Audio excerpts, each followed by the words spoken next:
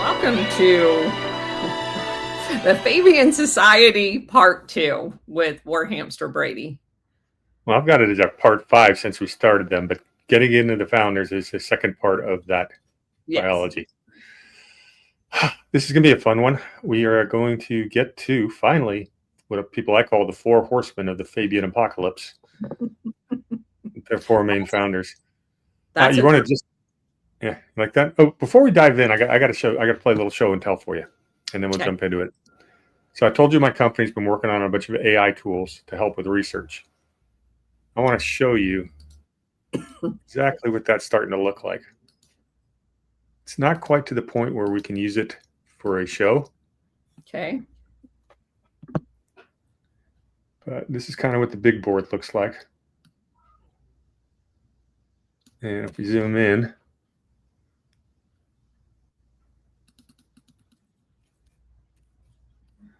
you can see you got all the influences between Darwin, evolution, Mill, Owen, Comte, the Fellowship of New Life.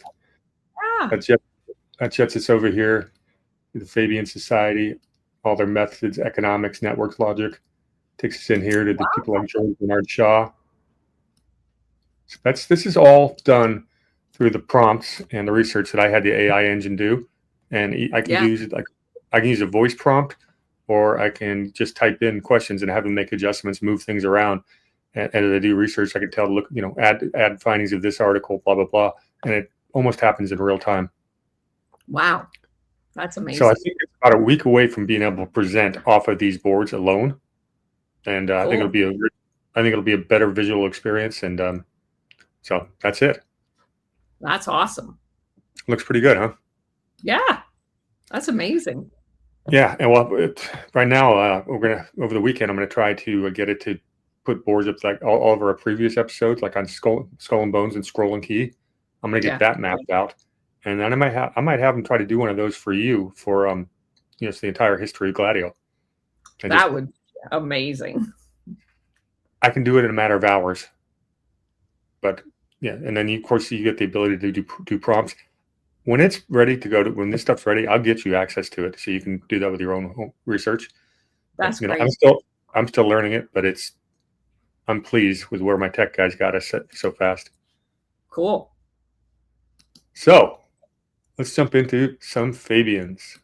Okay.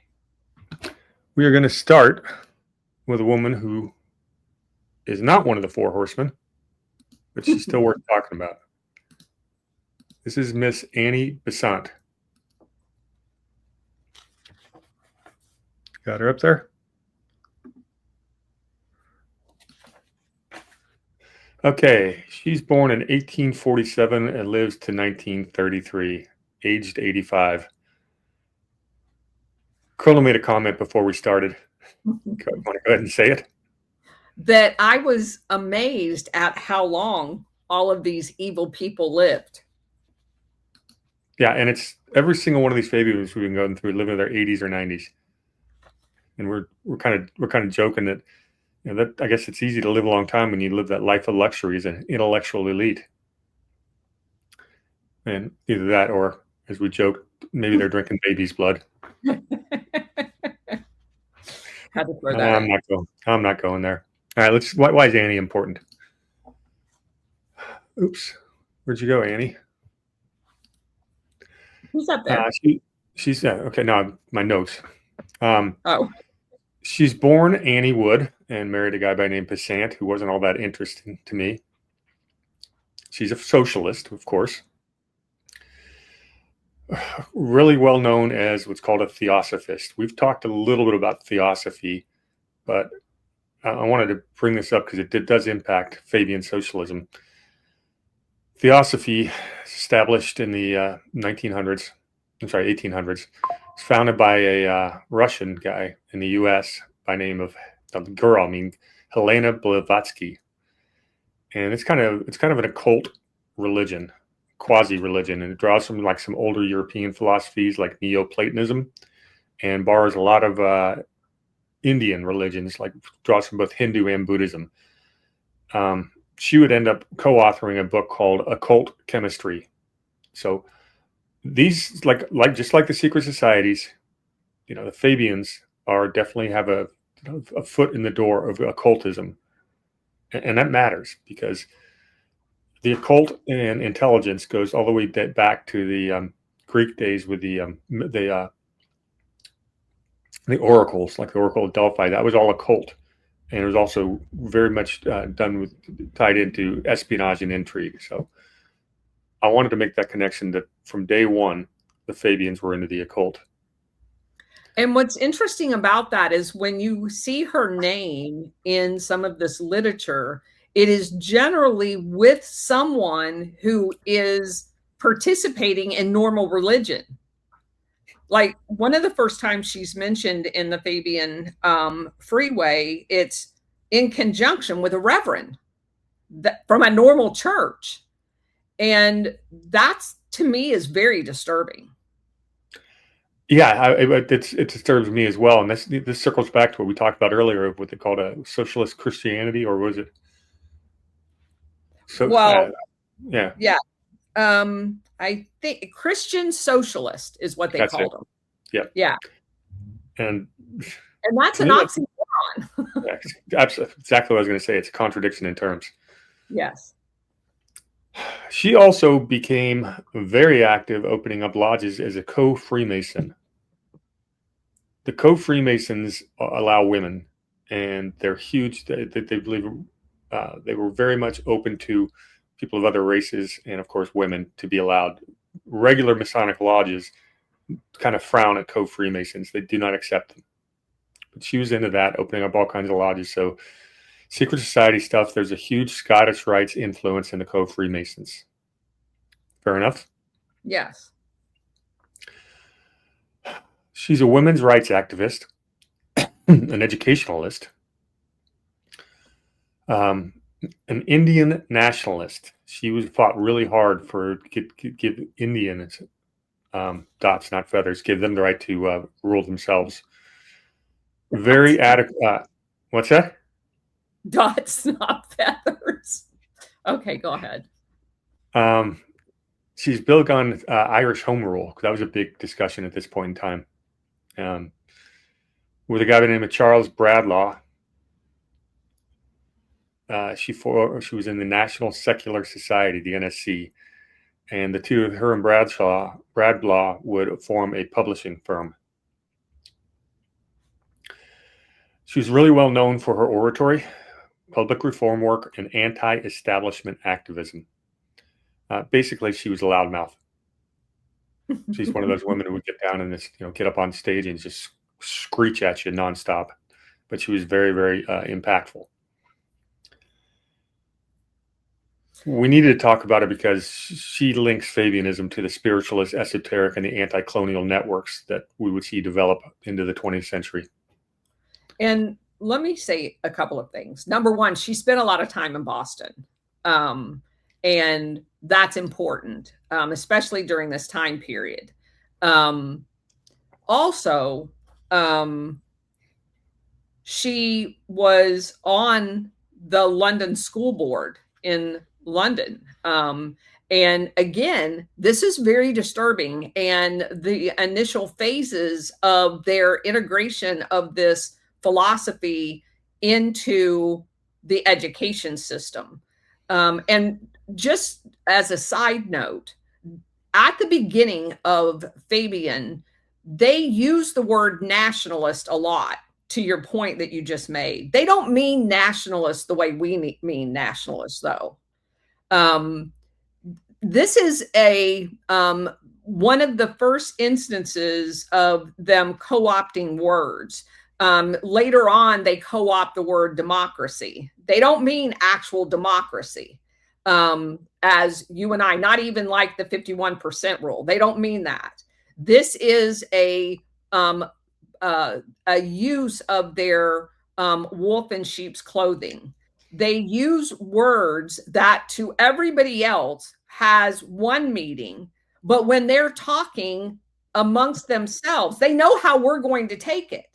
Because if you talk about nationalism in America, we think you're talking about making our country like America first. That's not the way they mean it at all. You have to be very, very careful when you read their literature to actually understand. And this Fabian Freeway does a really good job of saying, yeah, they're using this word, but it's not really that word. And we see that they still do that today, yes. every single day. We have to save our democracy. Yes. It's worn down. So Annie, going back in time a bit, she had that printing firm, and her and her partner got prosecuted in 1877 for publishing a book about birth control by a birth control campaigner named Charles Knowlton. This is eugenics, people. And she gets in trouble by the authorities for publishing the book. She then would get involved in union actions. Big one she was there for, probably one of the instigators, was Bloody Sunday. Bloody Sunday was in 1880, early 1880s.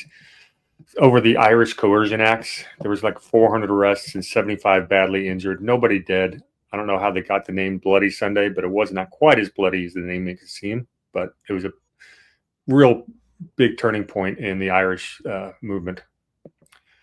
She was also part of what's called the Match Girls strike in 1888, where she was instigating a bunch of people to strike for better wages, shorter days, that kind of stuff. She was always there on the front lines.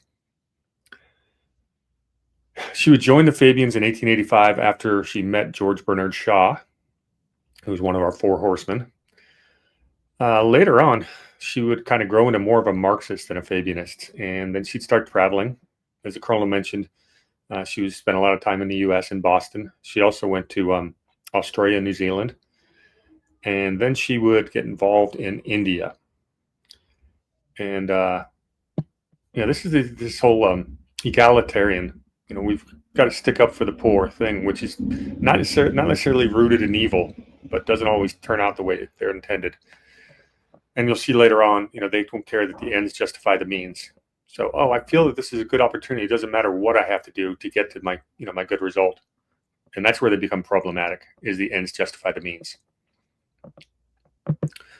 So in India, she sets up something called the Central Hindu College, where they taught theosophy, occult mysticism to a bunch of Indian boys. And from that, there's a special student there, guy by the name of Jiddu Krishnamurti, who basically she deemed the world teacher and started the World Teacher Project. This is going to be the guru of our theosophical religion. Well, Jiddu kind of went along with it for about 20 years and then sort of went his own direction, although he stayed friends with Annie Besant the whole time. But you'll see, we've seen this in Hollywood, and other people got more time in their hands. They get into these spiritual religions and stuff like that. The World Teacher Project was foundational in that. And these are all made-up religions in the 19th century. And Annie Besant was one of the ones who really pushed that.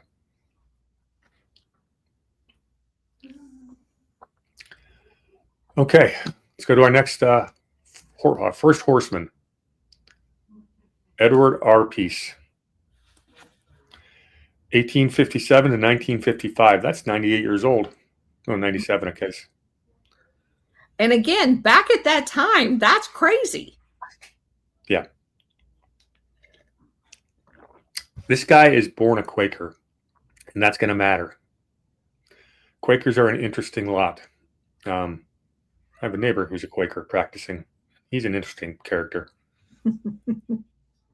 So Pease was a co-founder of the Fabian Society, and basically the society's administrative backbone. He was their secretary from 1890 to 1913. So most of the years we're covering, he basically was the administrator. He was also, we mentioned this earlier, the author of The History of the Fabian Society, which was printed in 1916. He was the editor of Fabian News. He's a representative at the Labor Representation Committee, the LRC, and that would become the British Labour Party. So that's 1900, right before the founding of the British Labour Party. And he's there. Of course, he's a co-founder of the London School of Economics. And he, along with the Webbs, were the trustees of what was called the Henry Hutchinson bequest, which they used to fund the London School of Economics. Pease was important financially because he was linked to the Quaker commercial world through the Fry family connection and broader Quaker networks.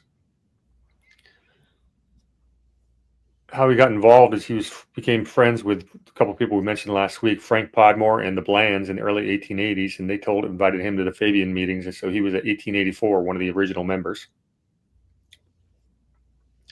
This is fun. In 1886, he receives a large inheritance and allows him to give up work. Where was he working? Oh, the London Stock Exchange. Being a capitalist. Yeah, being a capitalist and fighting for socialism. Gotta love that. So basically, he gets his inheritance, and now he gets to spend the rest of his life on his socialist interests. But he's now well-funded, and Fabians are, obviously not poor. He would try to form something called the National Labor Federation, trying to get all the unions organized. That didn't work. It failed in a couple of years. So he was one of the early members of the Independent Labor Party, which would form what's called labor representation in the committee to become the Labor Party.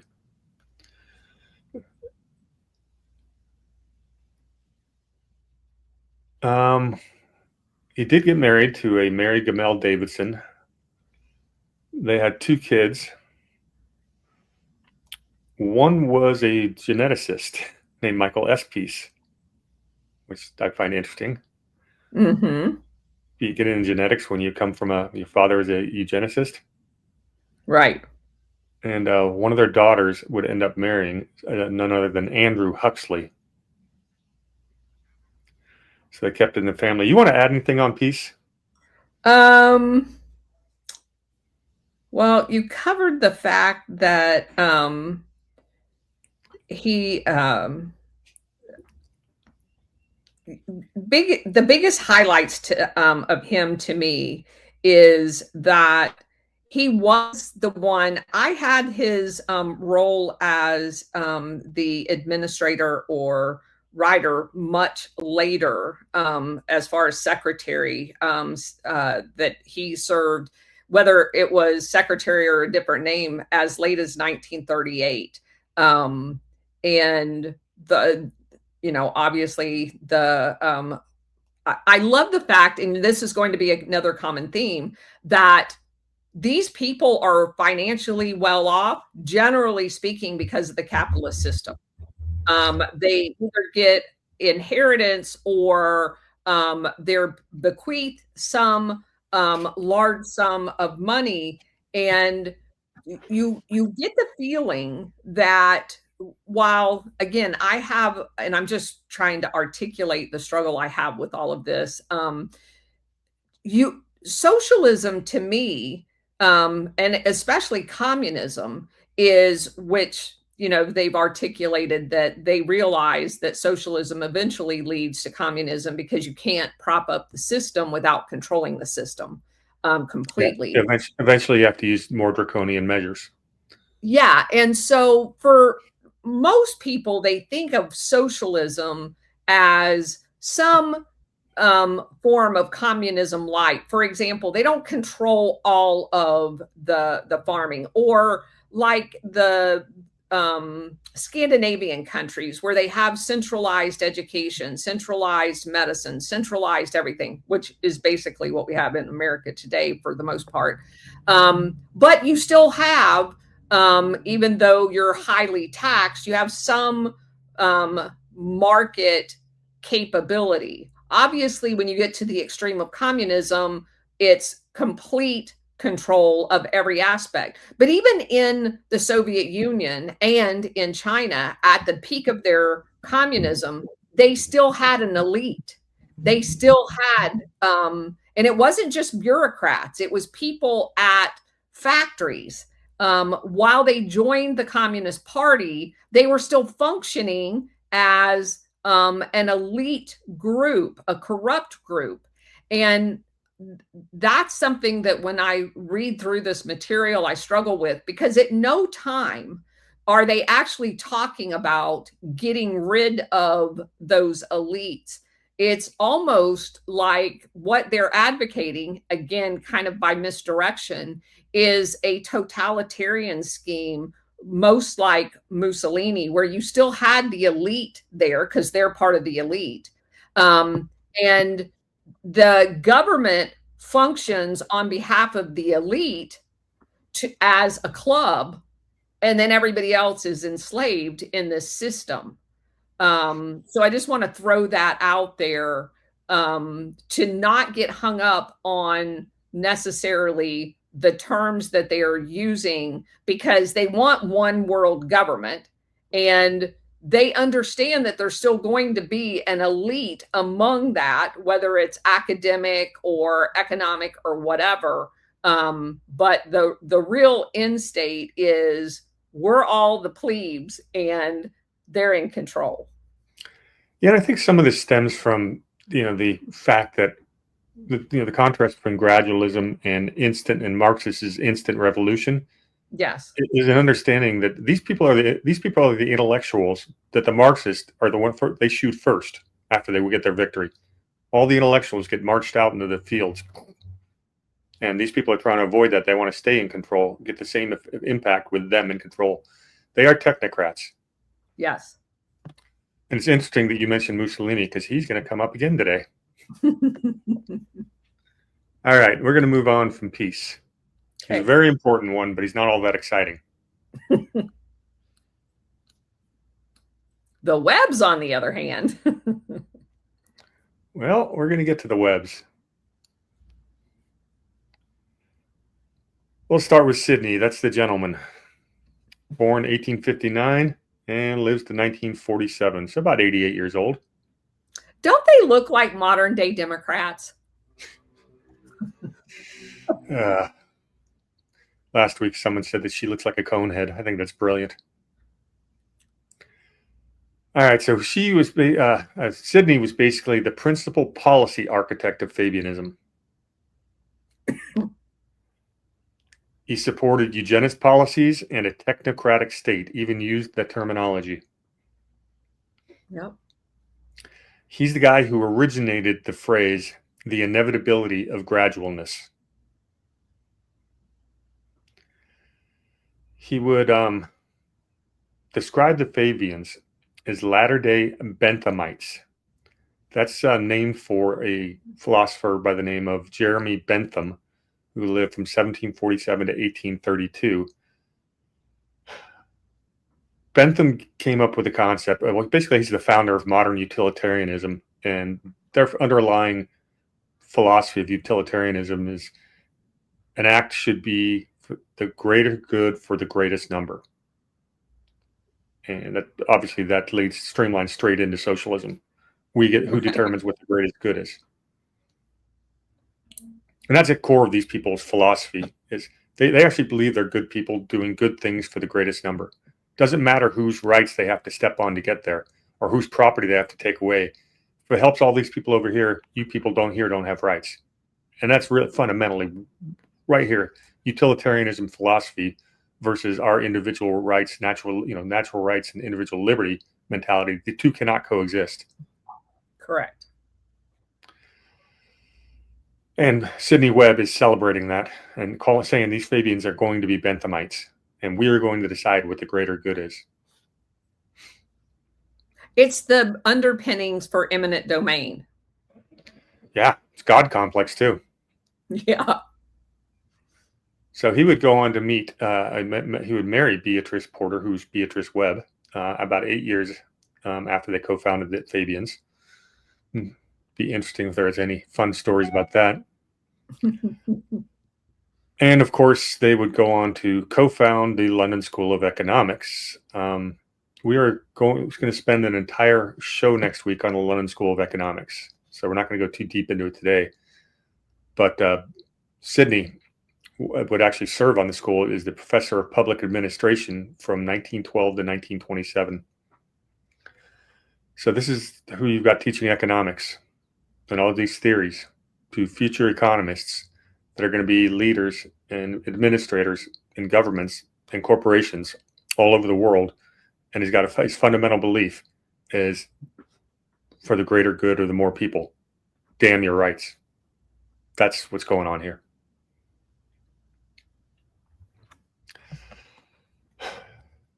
pretty important historical figure. I mean, the influence of this guy, it's amazing.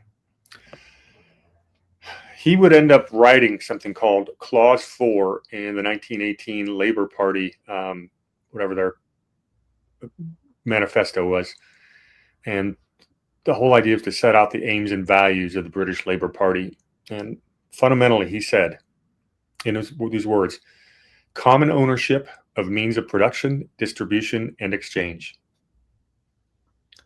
Pretty much the entire economy should have common ownership. And that's going to be that is going to be the Labor Party's one of its core values, which of course is controversial when you're trying to win elections, because sometimes people like to keep their property. There's a British candidate by the name of Hugh Gateskill, who actually tried to get that clause removed after Labor got their butts kicked in the 1959 election. But as far as I know, it's still there to this day. So you actually have the government in power in the United Kingdom right this minute. Is basically stands for common ownership in the means of production, distribution, and exchange. It's also interesting to note that he studied, he was from a kind of middle class, if I recall right, his dad was an accountant, but he studied abroad. He went to Switzerland and Germany, which Germany produced a lot of the people that we covered in the first couple of weeks. Yeah, a lot of the philosophers, yeah, indeed.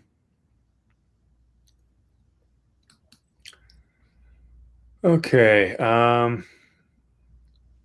So he was real big in the Labor Party, served in a lot of labor offices later in life. He was a member of Parliament at one point, held a lot of secretary positions, a lot of international secretary positions. 1929, he became, they created what's called the Baron of Passfield, which is a little hamlet that he's been, I guess, the town crier in for ages. So now he's a baron. As a colonial secretary, he issued something called the Passfield White Paper, which basically reversed British policy that Churchill had written before about Palestine.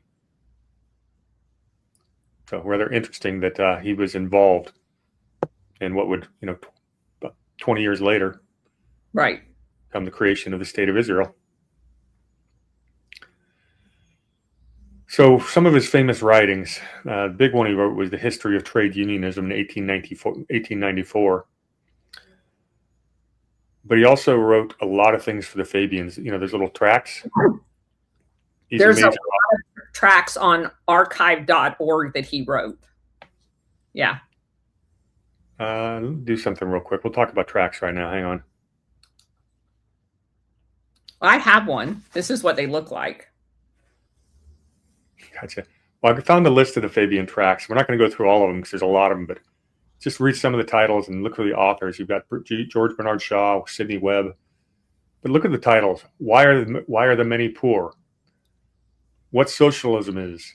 Capital and land. Figures for Londoners. The workers' political program.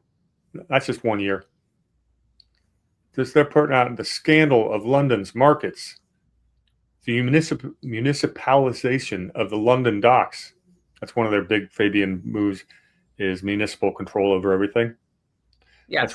That's where your local city and county bureaucrats start shoving you around with their bureaucratic rules. That's a big part of Fabianism that we're living under to this day. Yep.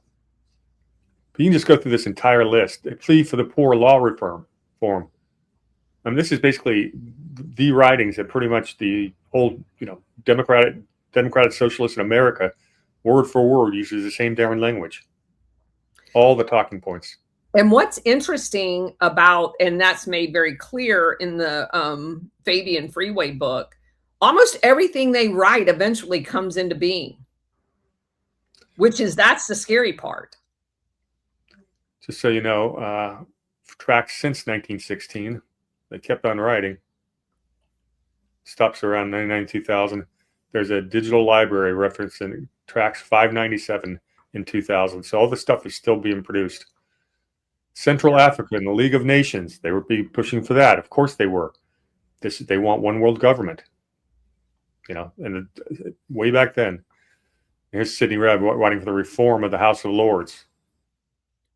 And what just happened? Didn't the Labor Party just say that they wanted to get rid of all the titles in Britain? Yes, they did.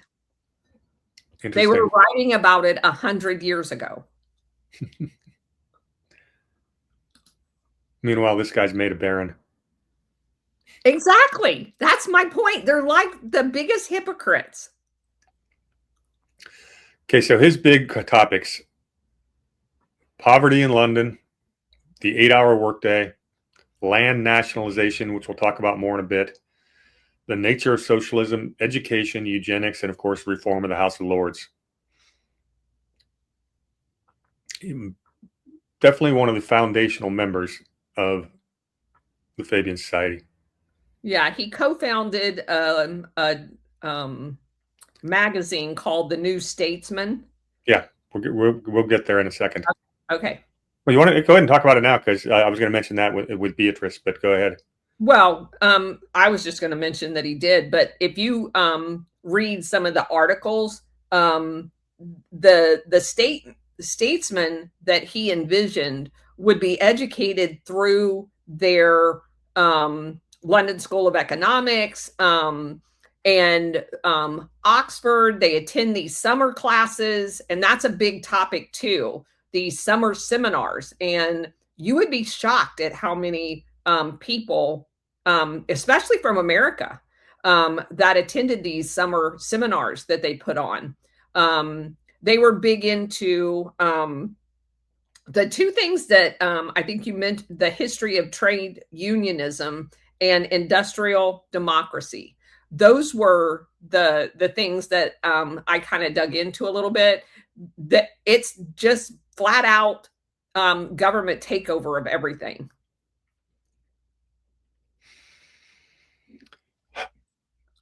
I think we switch over to his lovely wife, Beatrice. Are you going to talk about the coefficients club under Beatrice? You can. I don't have it in my notes, but you definitely bring it up. One of the phenomenons that kind of it was very prevalent in the Pilgrim Society. They have in and we took this and brought it to the United States through the Fabians. They have these dinner clubs, and there's tons of them. Some of them are very famous. I'm not going to list all of them, but the Coefficients was one of those dinner clubs. So generally, they're by invitation only, and they talk among the invitees, and they meet once a month. And they usually met at a famous restaurant in London.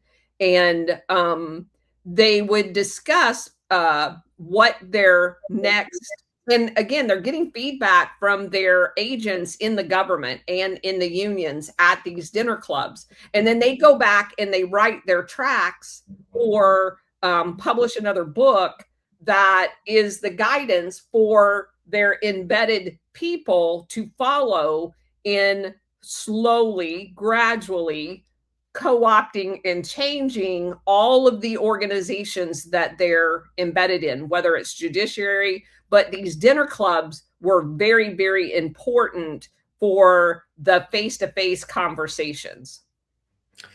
Yeah, it's just like, we talk about, yeah. It's like the smoke-filled rooms that, a lot of business deals get done in. Yes, exactly that. So Beatrice, lovely Beatrice, she was born in 1858 and lived to be the ripe old age of 1943. Her birth name was Beatrice Porter. Of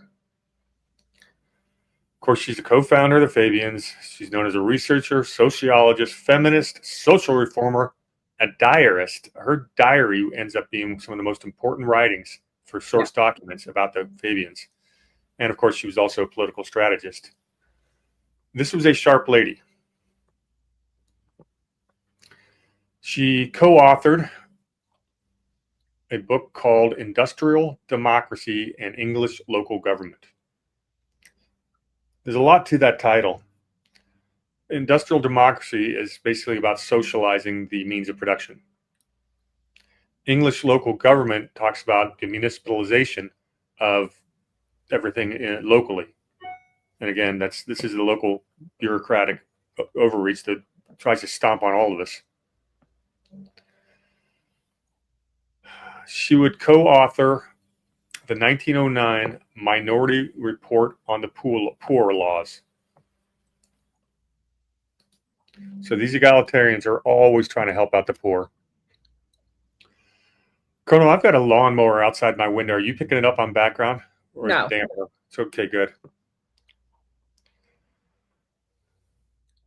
Basically, the Minority Report on the Poor Laws, you can pretty much say that's the foundational blueprint for the welfare state. That's her writing. And that's kind of a big friggin' deal. Yes. And it's understandable. Like I said, these people aren't inherently evil, except for the fact that they don't care about your rights. In their mind, they're being egalitarian. And they're coming out of the post-industrial age, where we definitely, the Industrial Revolution created absolute robber barons, people who had more money than God, all these elite people like the Webbs. That's an upper class. They no longer have to labor. They've got all of a sudden they got so much free time they can sit around and write these pamphlets and books and go to these dinner parties. That didn't have to work to make a living. And this leisure time is a new, it's pretty much a new. We haven't seen that probably since the Roman days. That's this widespread, but it also created a poor class with terrible labor conditions. And you can be egalitarian and say, look, it's not fair that these guys aren't getting a fair shake, and that's a legitimate standpoint.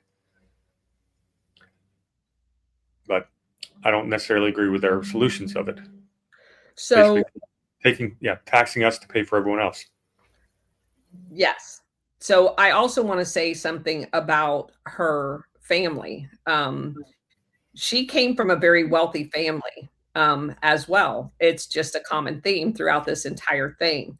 And she was left with a large inheritance as a result of that. But her growing up, her parents were also very, very radical as far as rabble rousers. And her mom died fairly early. There were, I forget, like 9 girls, if I remember. Yeah, 9 daughters. And she takes over the hostess duties for her father and was exposed to very radical thought very early. So. Again, these intellectual elites.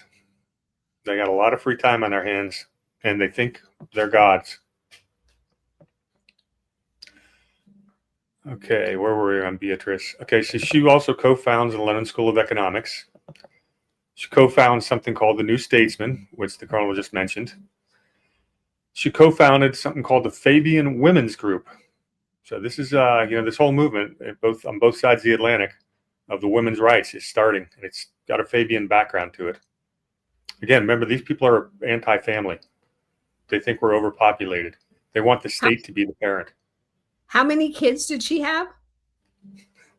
0. Yeah, they had 0 kids. Yeah. She even made the statement that she didn't need to have kids because she viewed all of the people that attended the London School of Economics as her children.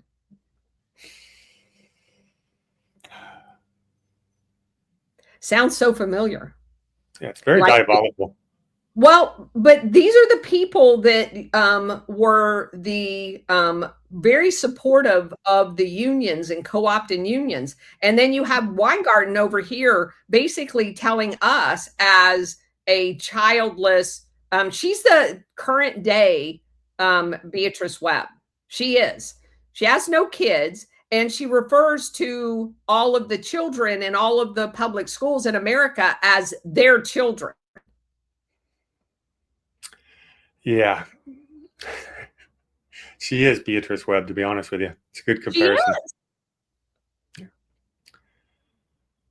So we talked about her diaries. She kept her diaries got published, and a lot of the inside information that all these books were written on come from these diaries. Not all of them complimentary, by the way. She's the one who coined the term, speaking of labor unions, of collective bargaining. Yeah. That came from Beatrice.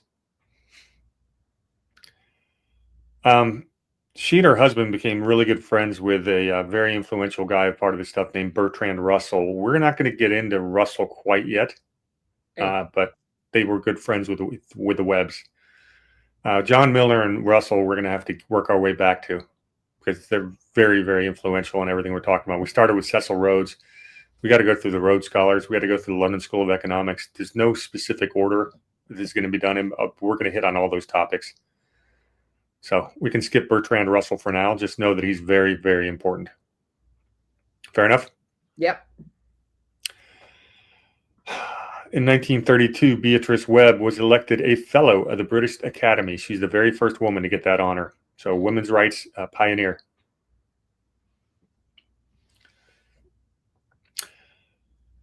It gets interesting. In 1932, she and Sidney decide to take a trip to the Soviet Union. That's where that picture's from. And they spent about 2 months there, and they do a follow-up trip, I think. But they would write about it in a book called Soviet Communism, A New Civilization with a question mark was the name of the book. You look at more recent editions, they've taken the question mark out. The Fabians decided it is a new civilization. But in this book, they were very uncritical at all about gulags, 5-year plans. In fact, they were kind of celebrating the Soviet success. This is 1932. Yeah. And of course, that was widely criticized in Western press. One quote I found was from a British historian by the name of A.J.P. Taylor. He writes, "This is the most preposterous book ever written about Russia."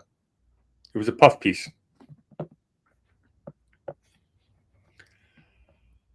You want to add anything more about Beatrice? Because there is more.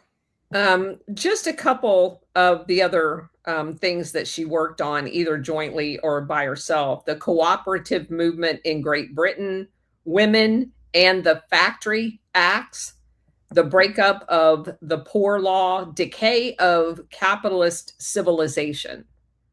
That's a very interesting one. And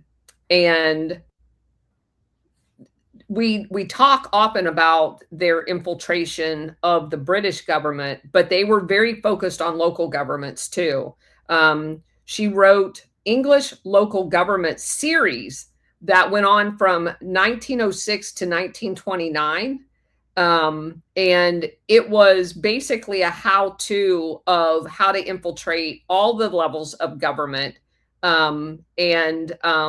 They sponsored that summer school series. They considered it like an adult education, where they would send out invitations to people working in local and county, the equivalent, governments for them to attend. Then they kept in contact with all of the attendees and sending them tracts, and they would do it like for free for like the first year to get them to then join and buy into, in order to administer this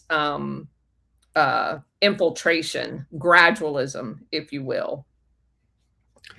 There's a question in chat from Kathy Smith. She wants to know if the Fabians, were they prohibitionists?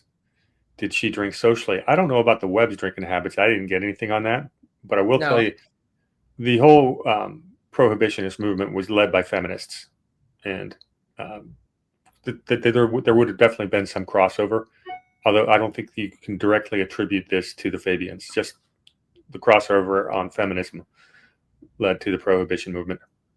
Hope that helps. Yeah, she also pioneered something called the Minority Report, very focused on that division and fault line kind of philosophy. She also was instrumental in creating quote unquote research methods, because what they like to do is to quantify things so that they could make it more scientific. That was their whole attempt at the London School of Economics, which I know we're going to get into next week, but they wanted to quantify things. They wanted to make all of their writings appear much more scientific, even though none of it was scientific. Yeah, the social sciences are, they call it a soft science. You can also call it a pseudoscience. Yeah. They had to they have to do that because they want to create a trust the experts mentality. Yes. And if they're the experts and they're the gatekeepers to the topics, no one can argue with them. And they are. They're throughout academia. So that's where we get to trust the experts. That worked out pretty well in COVID, didn't it? Well, that's the whole reason they have like 2,000 economists at the Fed too. Trust the experts. Yeah. And this is basically this is technocracy 101. Basically, Yeah. trust the experts. So she's working towards that from every angle she can. She's prolific and successful. She reached a lot of people as they wormed their way through the institutions. Yep. Okay. I think it's time for George Bernard Shaw. Okay. Cue the Star Wars music. George Bernard Shaw. If you called him George Bernard Shaw, he'd get very upset and pugilistic. He insisted on being known as Bernard Shaw. Born in 1856 in Dublin, Ireland. Moved to London at age 20, where he spent most of his life, and then lived to the age of 1950. So he gets 94 years. Sensing a pattern? Yes. Okay, Bernard Shaw. He is known as a playwright. I've seen lists where he's considered the second most influential playwright in British history behind William Shakespeare. That's it. So he was very, very prolific writer. Mostly, he got his political views into his plays in one way, shape, or the other. Mostly by pointing out the flaws in in certain ideas. And so he's known as a critic, and more importantly, it's called a polemicist. A polemicist is someone who uses, and this is a direct quote, contentious rhetoric intended to support a particular position with forthright claims in order to undermine an opposing position. I bring this up because there's an interesting list of famous polemists. See if I can find it again. Where's my list of polemists? It's got to be here. Hang on. Entertain people. I can find this because I get a kick out of this one. Okay. Also, he was living for free with his mom when they moved to London. He's basically self-educated. And he tried writing 5 novels, but he couldn't get any of them published. And he spent a lot of time in what was called the British Museum reading room. He became a vegetarian in 1881. And he always had that beard that you see in that picture because his face was pockmarked from smallpox that he had as a child. His political conversion happened in 1882 after hearing a lecture on progress and poverty. He was well-versed in Karl Marx Das Kapital, which he read in self-taught French. And he loved attending Social Democratic Federation meetings.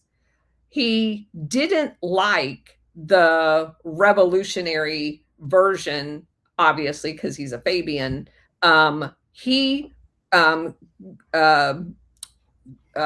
was very fond of getting to that end, just doing it without the revolutionary part. I bring up the polemicist to go deeper into what polemicity is because of some of the other people who are considered polemists. You can go as far back as Martin Luther, but you get Marx, you get Engels, Machiavelli, and it's important. More locally, you got Herbert Marcuse from UCSD, Noam Chomsky, Michael Moore is considered a polemist. These are all very effective speakers because it's a very structured way of forming an argument. This is a little Irishman, and he was basically the best publicity for the Fabian Society from day one. He was actually, he was actually credited for bringing the Webbs into this, as well as Annie Besant that you mentioned earlier. Yeah, that's why we saved Bernard Shaw for last, because I think he is the foundational rock, or was. So he's obviously one of the society's most visible public faces. He's also a major pamphleteer. They're getting a lot of the propaganda out with pamphlets. That's kind of what they did back then, instead of bombarding you with emails. He opposed vaccination, and he absolutely hated organized religion of any form. Definitely atheist roots, right? Yep. He's a major contributor to the Fabian Essays in Socialism, which we've talked about. Obviously an advocate of permeation and gradualism. He was also one of the co-founders of the London School of Economics and the New Statesman. He also designed something called the Fabian window. And if you'll bear with me, I'm going to show you the Fabian window. That's it.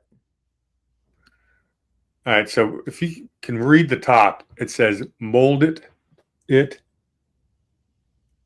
nearer to your heart's desire, to the heart's desire. This is Shaw and Webb on an anvil, hammering the world into their vision, with the wolf and sheep's clothing insignia right above it. And over here is Pease, stoking the bellows the whole time. It is rather symbolic. This is what they are trying to do. Stoke the fire, mold the world, and be a wolf in sheep's clothing. It depicts everything. Pray devoutly, hammer stoutly is what this says right here in the corner. Yep. This actually got stolen like a decade or two ago and then recovered, but I don't have the whole story on that.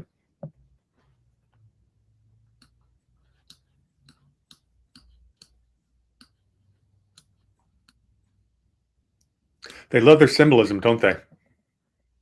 Yes, they do. Okay, so when it comes to eugenists, Shaw was not exactly passive about it. He's what they called a forceful eugenist. He publicly advocated for coercive and lethal state ideas in relation to people that he considered unfit. This made it across the pond in America's technocratic institution and their eugenics policy, to the point that in 1931, the Supreme Court even allowed forced sterilization for people that are considered like under the, I don't know, retarded, I guess is the word they used. But, undesirables.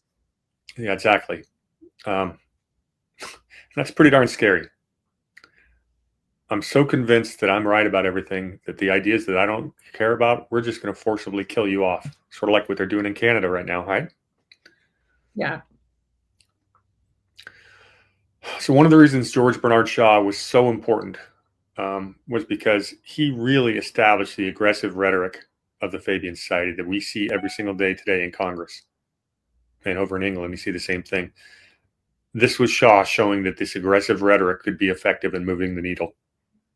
And that's basically what you see in Congress all the time. Is you scream, Trump this, Trump that, he's going to murder us all, blah, blah, blah. You push this extreme case, and then you get to back off into the moderate vote. But they're always trying to rile everybody up. Yes. That's how they win hearts and minds. And it's fortunately more effective than it should be. And it's a direct derivative of Shaw.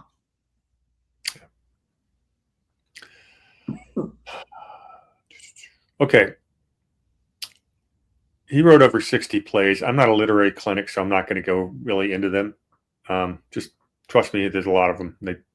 He was trying to entertain you while, kind of brainwashing you with his ideas, most of which was just pointing out flaws and things about society.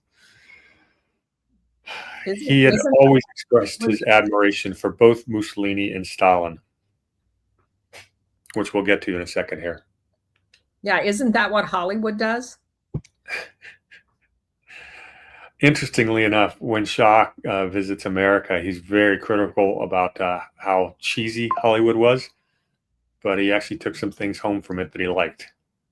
We can talk about that, but he gets his political awakening in 1882. We went to a talk by an economist by the name of Henry George. Henry George is an important foundational philosopher or economist. He wrote what's called The Progress and Poverty in 1879, which addressed the increasing inequality of poverty and industrial nations. He basically said every industrial nation, you get more poverty. Why? It's because you let the robber barons control the government, and it's crony capitalism, which is what you guys want to continue. Just give it another name. That's the truth. He introduces this theory called the rent capture and land value taxation. Basically, land value taxation is you tax unimproved value of land. So if you basically own 10 acres and you live on 2 of them, they want to tax you on the other 8. It's the same rate as all other land, because eventually what will happen is the town will grow and the demand for that land will get greater. So you'll get unrealized gains. And we don't think that's fair. We think that should be paid into the society. That's what land value taxation is. As a Florida owner of real estate, how do you feel about that, Colonel?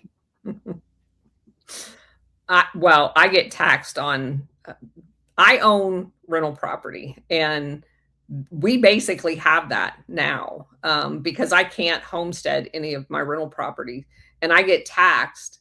They do cap it as far as the amount that it can increase every year, but the taxes in the time that I've owned this property, which is about 10 years, has doubled.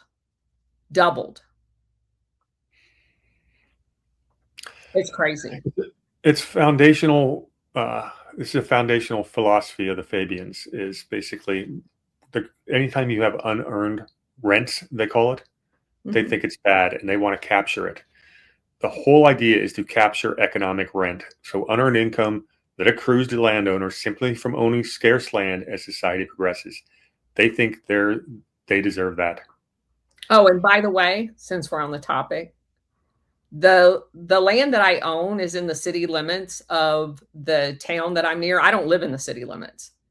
I don't even get to vote in the city elections, even though I own multiple properties in it. I have no representation in the cities that I own the property in.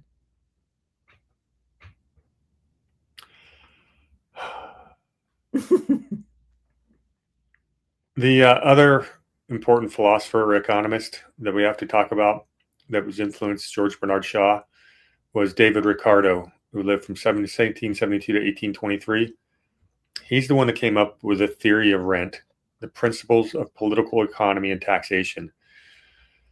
He said rent is not a reward for productive effort, but arises from land scarcity and different advantages. So you're basically going to get rid of the entire landlord class and have the government own everything. And then, look at the slum. Look where that's been done in the cities of America. Right. You get ghettos and slums. But it's for the greater good, Colonel. Yeah. Who cares if, Yeah. All right. Back to George Bernard Shaw. But Ricardo and Henry George are incredibly important for understanding Fabian economic theory. We've talked about a lot of the philosophers and the economists in the past. Those two belong in that conversation, especially Ricardo, I think. So George Bernard Shaw starts attending meetings of Social Democratic SDF, Social Democratic Federation, where he discovers the writings of Karl Marx, where he reads Das Kapital. The Social Democratic Federation was led by a guy by the name of H.M. Hindman, and Bernard Shaw couldn't stand him. He thought he was stupid. And he goes, I need to be around people that are my intellectual equals. And then he reads a Fabian tract called Why Are the Many Poor? It intrigued him enough. He went to the next scheduled meeting and ended up joining the Fabian Society, like their very third meeting. And by 1885, Bernard Shaw is on the executive committee of the Fabians. Fast forward to 1887. That's after the Bloody Sunday in Ireland riots. He becomes convinced, and he writes about this, of the folly of attempting to challenge police power. He didn't like the violent approach. I guess it led him more towards the gradual approach, seeing the bloodshed. Remember, he's an Irishman originally. Should we talk about his rather colorful sex life, or just mention the fact that he has several interesting partners? Go for it. Oh, it's not that exciting to me. It's some of the stuff I read about it, thought it was worth discussing. His sex life didn't seem to permeate into his political life, I don't think. Well, I find it interesting that he married a very wealthy Irish heiress. Again, staying with the theme, they all had a lot of money, and I just think that's an oxymoron to the whole story. But it does to the earlier question. He was a non-drinker. He also never smoked. He was very, and he also had some controversy. I don't know if you're going to talk about that as far as philosophically with the larger bodies, especially the Webbs, on how to approach. Yeah. Okay. Yeah, we're going to get there. Okay. So we're about 1894. He starts having some literary success with his plays, and the first big hit he had was called Arms and the Man, which satirized love, military honor, and social class. So he's a satirist making fun of them, and that actually sold. As the Colonel mentioned, he's had some parting of the philosophical ways with the Webbs, and he sort of starts sliding away from politics by the late 1890s. And then the Boer Wars began in 1899.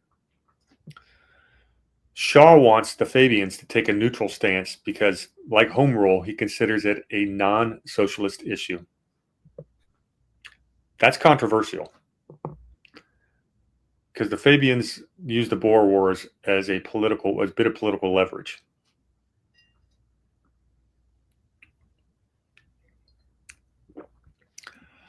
He starts becoming disillusioned by the impact the Fabians were having nationally, and he thought the society needed new leadership. In 1906, he pushes for a leadership position of the Fabians, none other than H.G. Wells. Wells lasted until about 1908, so 2 years in the Fabian Society till he pissed everyone off. He would have a lifelong feud with the Webbs. All of his proposals for reform put him at odds with what they're now calling the old gang. And Shaw has a quote where he said, "The old gang did not extinguish Mr. Wells. He annihilated himself."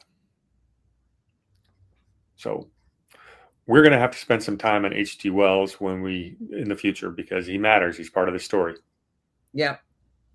But I think he ties in with the Huxleys. So I think that ties together. Does that make sense? Yes, it does. Do you want to talk more about the feud with the Webbs? Because the H.G. Wells one was the big flare up to me. Well, just that was the big thing. He didn't agree with. I know we're waiting for World War I, but he didn't agree with them on that either. So. Yeah, I'll do that for World War I, because he did something interesting. He produces another tract called "Common Sense About the War," where he argues that both sides, all the nations, were equally culpable, and that made him radioactive. Yeah, I mean, people would no longer. You were arguing in the middle of World War I that Britain was culpable for the war and trying to kill patriotism. Nobody's going to go to dinner with you for a few years. Yeah. And interestingly enough, my takeaway while they preach gradualism, they realize the advantage of using the world wars to drastically reshape. It's kind of that make haste slowly phenomenon that they embraced, that there's going to be events and they are going to use those events to move quickly through a period based on that turmoil. And that becomes readily apparent in the Boer Wars, especially, but also World War One, because obviously the Webbs see the advantage of using World War One to float the idea of the League of Nations and use it to jumpstart these world government organizations. Yep, and in places like the Paris Conference, stuff like that, a lot of international institutions were set up, and that's just more opportunity, more institutions for the Fabians to worm their way into. Correct. Post-war, he spent a bunch of time working on Irish home rule, and he would grow away from gradualism at this point and favored dictatorial methods. He said this gradualism is taking too long. we need a stronger hand to force this stuff through. So that's why he celebrates Mussolini. In fact, Beatrice Webb accused him of being obsessed with Mussolini. He hailed Lenin as the one interesting statesman in Europe, it's a quote. In 1931, he takes a trip of a party led by Nancy Astor of the Astors to the Soviet Union, where he personally met Stalin and called Stalin a Georgian gentleman with no malice in him.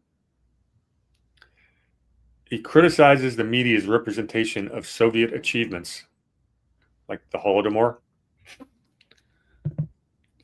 So I think we can question Shaw's judgment in a lot of things. You think? He starts traveling more in his waning years, continuing to write well into his 90s. He visited the U.S. eventually, which is interesting because he earlier said he refused to go to that, and this is an exact quote in his writing, talking about the United States, that awful country, that uncivilized place that was unfit to govern itself. It's illiberal, superstitious, crude, violent, anarchic, and arbitrary. That's how he described the U.S. Yeah, buddy. Well, like I said, he continues to write until his 90s, and like he lived to be 94 years old. But this is one of the foundational pieces of Fabianism. Yep. So I want to give just a real quick summary of where we are right now in terms of understanding Fabian socialism philosophy and the roots. Their economic theory, the core terms are land rent, unearned increment, monopoly rent, rent of ability, socialized land value, and state capture of economic rents. Makes sense? I mean, that's pretty well established. Yep. We talked about Benthamites, the utilitarian ethics.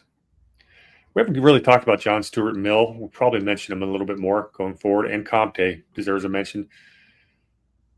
Mill supplies a political economy that separates distribution from production and opens the space for reform. So Mill's influence matters.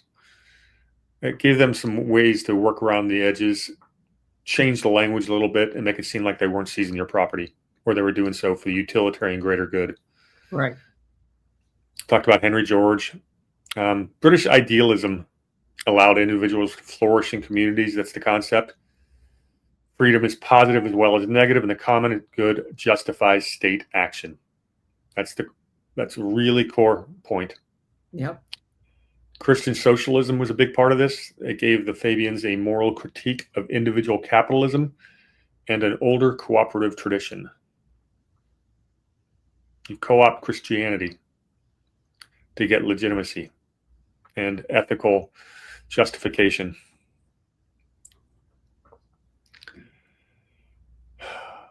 Talked about all the influences. Did we talk about the Order of the Star in the East? Have you gone through that yet? No.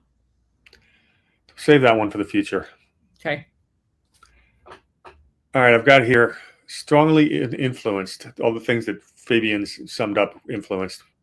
British civil service culture, municipal government reform, we talked about that, welfare state planning, trade union theory and collective bargaining, university and policy training systems, aka indoctrination.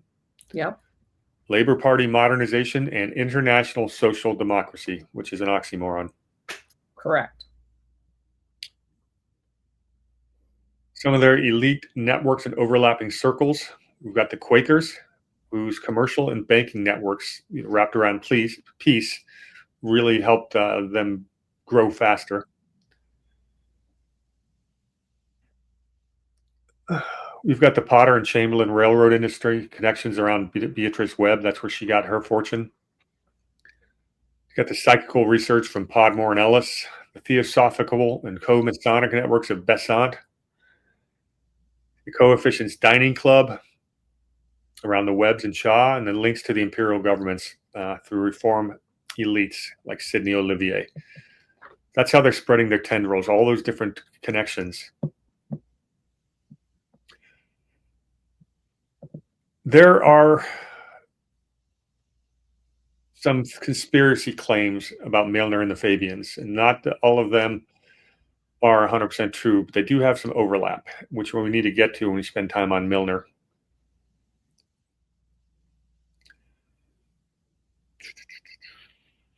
Critiques of Fabianism. Internal and creeds, elitism and technocracy, paternalism, stealth politics, all the stuff we've talked about. The eugenics and the other dark entanglements. Can't talk about that enough.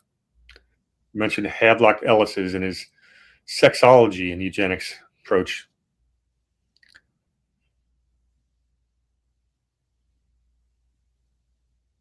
The enduring paradox is, this is something that's been discussed by more modern historians and philosophers. And they say the Fabians face a simple paradox, which is hard to escape.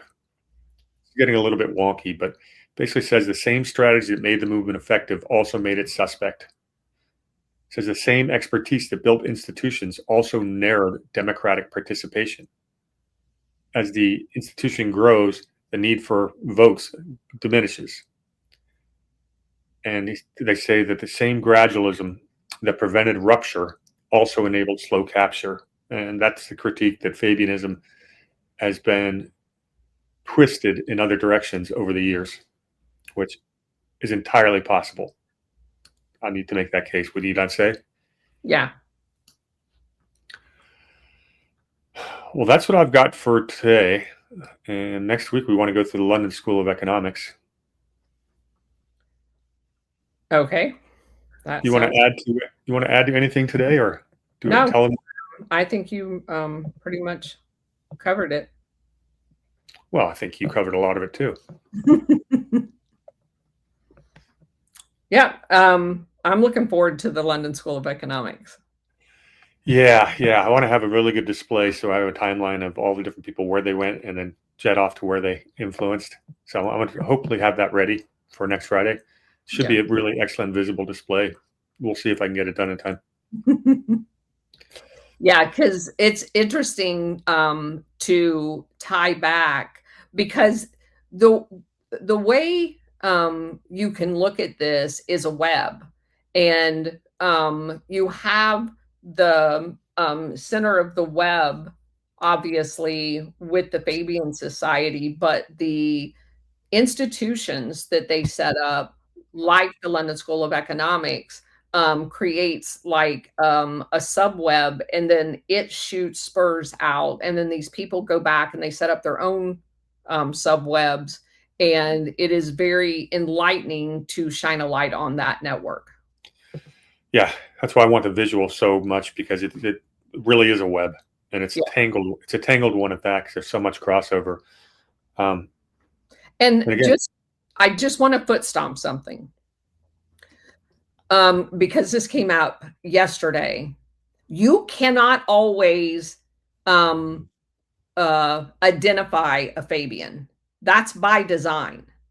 You have to look at their, especially in America, there were much more bold in London as far as setting up their own political party. So there is a much easier way to identify them in London. They didn't feel the need to hide as much. In America, other than the initial, and we will talk about that in an upcoming show, some of the and the Nationalist was the name of one of the entities that they set up in America. They were much better at cloaking, or more effective, whatever the word is, their affiliations with the Fabians. There's not a lot of people outside of that Turtle Bay area that visibly said or had a sign, I'm a Fabian. But what you can do is look at all of the stuff that Warhamster has laid out here about their beliefs. And obviously, everything that we talked about today about their fundamental beliefs is represented in the Democrat Party. They decided not to create a separate political, although they did try initially a separate political party here. But what you have to do is look at all of the commonalities. Are they pro-UN? Are they pro taking people's land? Are they pro union, and not in a way in which it represents workers' rights, but more from a control mechanism? You really just have to kind of line up the traits that he just articulated, and then you can say they're very Fabian acting, even if they're not a formal member of a Fabian party anywhere. Yeah, I mean, when they start using equity instead of equality, or as it just, you know where it's coming from. These are the original woke, cultists. Fabianism is a cult. Wokeism is a cult, and we've basically outlined, what the origins of that cult are. Is the spiritual side of it, the psychic side, the homosexuality part of it, how these all ties in together with their, land theory, land rent theories, all that. And they have to marry all these whole ideas together into a coalition. And that's where it gets interesting. And if you can remember that thought in a couple months, when I start talking about the Rockefellers around 1971, I'm going to bring that up again. Yeah. But I wanted to hammer home the point you said about how they had to change the language to sell it to people in America, because we are a lot less collectivist of a nation than England was. We were founded on completely different principles. They had to change the language, which means they had to lie more. And, so someone just said in chat, for their fruits and their actions shall ye know them. Yes. We have seen it. In America, this would lead to the progressive era, which we're going to get to. But progressive comes from the slow creep through the societies. They were talking about making progress. Have we made progress? We are progressives. That came from the Fabians. So anytime someone like Obama starts talking about progressive, which is a word that disappeared from the English language after the progressives got absolutely destroyed in the election of 1920, because their progressive policies of the progressive era were so awful, Americans completely decimated them electorally, and never to hear the word again for 100 years. But that's what we're talking about here. And that's why they keep twisting the language. It's progressives okay to say in 1919, but no longer not allowed to say for another 90 years. And now it's okay to say again. Well, that's how they manipulate the language.